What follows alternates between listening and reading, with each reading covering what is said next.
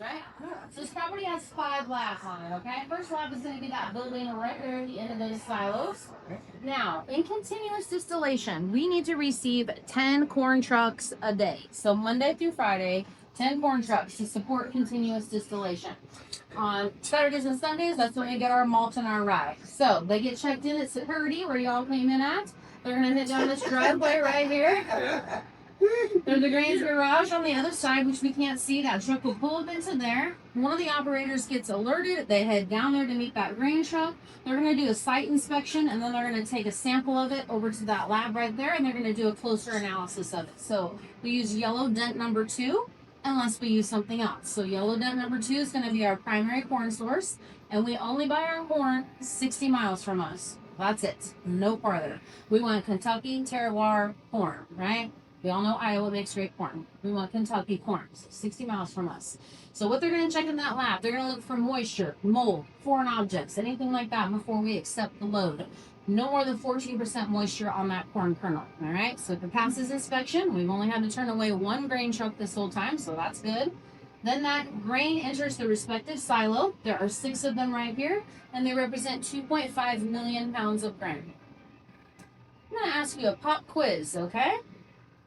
So if the mash bill that we're working on is 78% corn, 10 rye, 12 malted barley, how many pounds of grain do you think it takes for 1 mash cook? Here's your clue. 10,000. Our fermenters hold 90,000 gallons with 80,000 gallons of mash. So for 80,000 gallons of mash, those 3 grains, how many pounds do you think of grain that takes?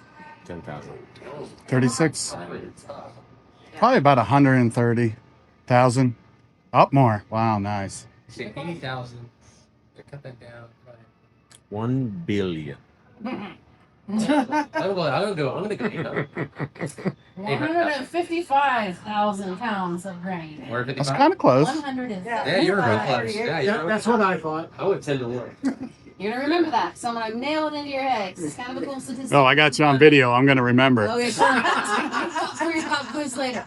All right, so what happens is anything that's measured out, that respective silo, it heads up these chutes right here to the 3rd floor. It drops down to the 1st floor. You see those pipes coming out right there? Those are the hammer mills. That grain gets hammer milled right there. Now you know grain is very combustible in the silo.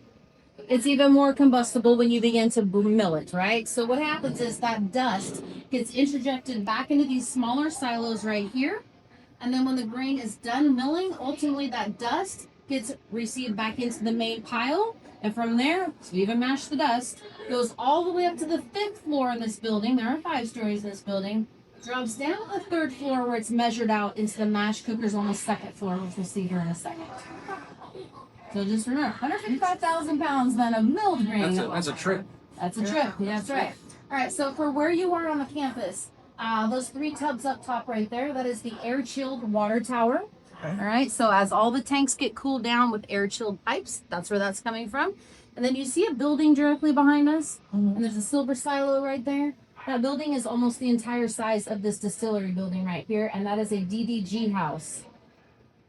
Distilled dried grains. So we'll learn about that too, because we're going to go to the whole other end of the building. So I just want you to know for size and scale how big that portion is over there. All right, you guys ready to rock and roll? Here we go.